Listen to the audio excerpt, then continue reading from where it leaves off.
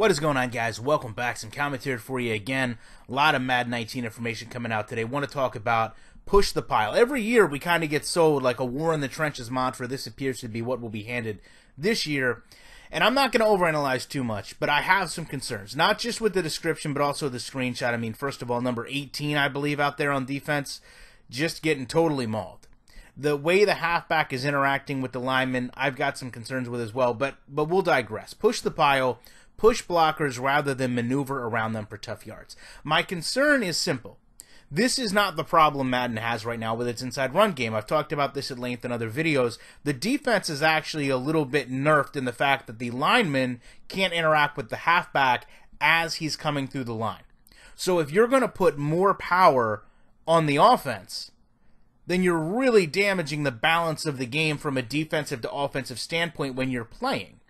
Not every halfback should be able to push blockers. And that's what we're talking about. Pushing an offensive lineman. Sure, you get a player like Marshawn Lynch, he's going to be able to help push and move the defender in a way where he can get into open field. But talk about smaller, shiftier backs, like a Marlon Mack or a Darren Sproles, they don't have that same capability. They're sometimes using the offensive lineman to kind of shade where they are, and maybe just putting a hand on the lineman to help steer where that block needs to go. But they're not pushing.